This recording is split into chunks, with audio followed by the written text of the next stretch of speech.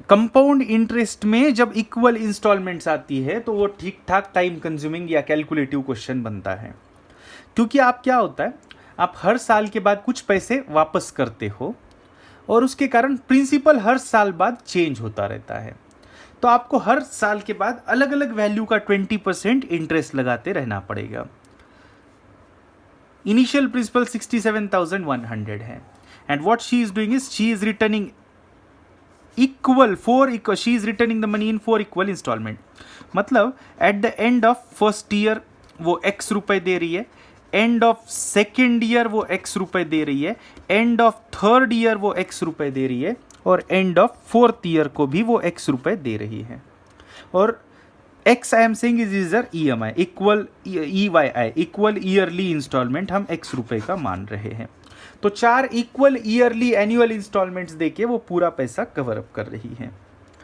इसमें हमेशा हमें ये सोचना है कि जब भी इन बिटवीन हम पैसा ये जो दे रहे हैं, and of first year, and of second year, and of third year, तो हमें बस वो सोचना है कि अगर ये पैसा हम and of first year, and of second year और एंड ऑफ थर्ड ईयर वाला जो पैसा है वो अगर हम यहाँ नहीं देते और सारा का सारा पैसा एंड ऑफ फोर्थ ईयर देते तो कितना पैसा देना पड़ता। वो इन बिटवीन पे कर रही है तो उसे फर्स्ट ईयर के एंड में x, सेकेंड ईयर के एंड में x, थर्ड ईयर के एंड में x, फोर्थ ईयर के एंड में x, मतलब 4x रुपए देकर उसका काम बन रहा है। लेकिन मैं बोल रहा हूं आपको, अगर ये एंड ऑफ फर्स्ट ईयर का जो वो x रुपए दे रही है, अगर वो यहां ना देकर, ये एंड ऑफ सेकेंड ईयर वाला भी यहां ना देकर, एंड ऑफ थर्ड ईयर वाला भी यहां ना देकर, सारा पैसा अगर वो एंड ऑफ फोर्थ ईयर को ही देती तो उसको कितने रुपए देने पड़ते। तो वो फिर आप बहुत इजीली कैलकुलेट कर सकते थे बाय यूजिंग कंपाउंड इंटरेस्ट का अमाउंट का फॉर्मूला। आप बोलते 67,100 रुपए लिए है, 20% पर एनम का इंटरेस्ट है, तो 1 + 20/100 इससे बढ़ता रहेगा हर साल, तो 4 बार ये बढ़ेगा। इतना पैसा आपको देना पड़ता। इतना पैसा कब देना पड़ता, अमाउंट इतनी वापस कब करनी पड़ती, अगर आप इन बिटवीन कुछ भी ना पे करते तो। लेकिन इसने x चारों साल दिया, इसलिए इतना पैसा देके उसका काम हो रहा है। तो कंपाउंड इंटरेस्ट के इक्वल इंस्टॉलमेंट क्वेश्चंस में क्या करना चाहिए आपको, एज आई सेड, ये पैसा अगर यहां नहीं देकर and of first year x रुपए देने की जगह अगर हम और 3 साल वेट करके यही पे एंड ऑफ 4 ईयर पैसा देते तो इस x पे 20% एक बार देख लेते। 20% मतलब होता है 20/100, मतलब 1/5। तो 1/5 का इंटरेस्ट, 20% का इंटरेस्ट हमें एंड ऑफ फर्स्ट ईयर देने की जगह अगर ये x रुपए हम एंड ऑफ फोर्थ ईयर देते तो यहाँ से यहाँ 20%, यहाँ से यहाँ 20% और यहाँ से यहाँ 20%। तो 20% मतलब 20% ये वैल्यू बढ़ जाती 3 बार। एंड ऑफ फर्स्ट ईयर देने की जगह एंड ऑफ फोर्थ ईयर देते तो 20% मतलब 1/5। तो 20% मतलब 1/5, 1/5 बढ़ाना मतलब 5 में 1 बढ़ाना, मतलब 5 को 6 बना देना। तो ये x रुपए देने की जगह 6/5, 6/5, 6/5 ऑफ x देना पड़ता, क्योंकि 3 बार 3 एक्स्ट्रा सालों तक 20% की इंक्रीज हो जाती।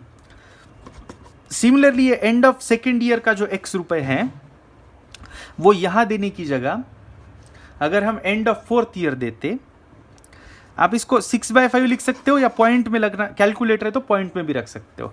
आप क्या बोलेंगे, एक नंबर है x, वो यहाँ देने की जगह अगर हम एंड ऑफ फोर्थ ईयर देंगे तो 20%, 20%, 20% 3 बार बढ़ेगा। कोई भी नंबर जब 20% बढ़ता है तो वो एक्चुअली 120% बनता है, मतलब 1.20 टाइम बनता है। तो ये 1.20 टाइम 3 बार बन जाता। तो 1.20 इंटू 1.20 इंटू 1.20 x इतना देना पड़ता अगर एंड ऑफ 4 ईयर देते तो। सिमिलरली ये एंड ऑफ सेकेंड ईयर का x रुपए अगर एंड ऑफ फोर्थ ईयर देते तो इस x के बदले 1.2x जो है वो आपको देना पड़ता, क्योंकि वो 2 बार 20% बढ़ता। एंड ऑफ 3 ईयर का x रुपए जो है वो यहाँ ना देकर हम लास्ट में देंगे तो हमें और 20% एक्स्ट्रा देना पड़ता, मतलब इंस्टेड ऑफ x हमें 1.2x देना पड़ता। और ये तो फोर्थ ईयर का एंड का रकम है तो वो तो हमें देना ही है। We are in any ways giving everything at the end of fourth year, और वो सारा मिलकर इतना होता। अब आप ध्यान से देखोगे तो 1.2 into 1.2 into 1.2 is basically 1.728x plus ये वाला 1.44x plus 1.2x plus 1x, ये सारा इतना पैसा आपको देना पड़ता और ये है इसके बराबर। अब आप इन दो वैल्यू इक्वेशंस को कैलकुलेटर से सॉल्व कीजिए। ये 1/100 20/100 भी लिखा जो है मैंने, वो भी 1.2 ही है, 1.20, वो 4 बार, क्योंकि 67,100 रुपये हम 4 साल बाद देते तो हर साल 20% 20% 20% बढ़ जाता। 20% की इंक्रीज मतलब मेकिंग इट 1.20 टाइम 120%, 4 बार, so power 4। So this is equal to 67,100 into 1.20 to the power 4। ये आप कैलकुलेटर से कैलकुलेट करिए। 1.20 to the power 4 is 1.20 into 1.20 4 times.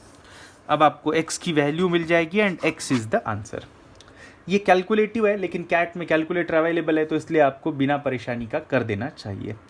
Equal instalment का कोई भी क्वेश्चन अगर आ गया तो इसी अप्रोच के साथ कीजिए, ये सबसे आसान है।